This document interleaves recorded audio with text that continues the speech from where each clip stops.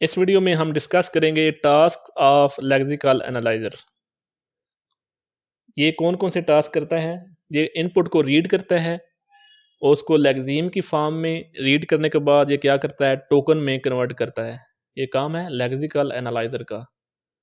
फिर वो कहाँ जाती है, पार्थर में जाती है, यहाँ उसको सिंटैक्स एनालिसिस भी कहते हैं। तो सिंबल टेबल के साथ लेक्सिकल एनालाइजर मोस्ट कॉमनली ये करता रहता है, इंटरेक्शन करता रहता है।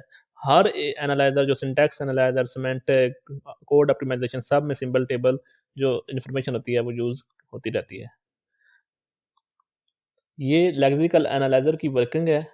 लेक्सिकल एनालाइजर को याद रहे, इसके दो और नाम हैं। एक इसका नाम है लेक्सर और दूसरा इसका नाम है स्कैनर, क्योंकि ये इधर से सोर्स प्रोग्राम को स्कैन कर रहा होता है, उसको जो लेक्सिम है वो पढ़ रहा होता है। इसके इसके लिए इसको लेक्सर भी कहते हैं लेक्सिकल एनालाइजर से, और इसका दूसरा नाम स्कैनर भी है, लेक्सिकल एनालाइजर।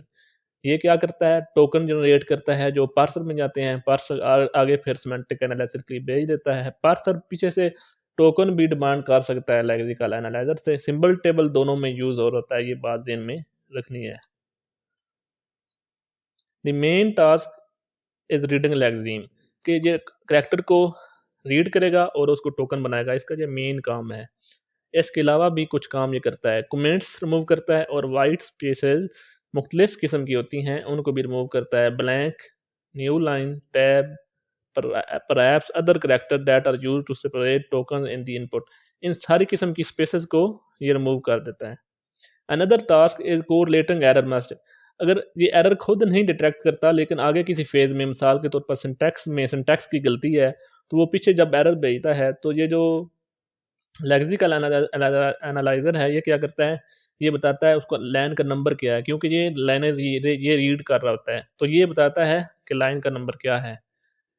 अगर सोर्स प्रोग्राम मैक्रो यूज़ करता है, मैक्रो ये है कि हम ऊपर डिक्लेयर कर रहे हैं और यूज़ कहीं और कर रहे हैं, मिसाल के तौर पर कोई वेरिएबल है, तो ये उसको उसकी जगह पर रख कर वहाँ उसको वैल्यू असाइन कर देता है।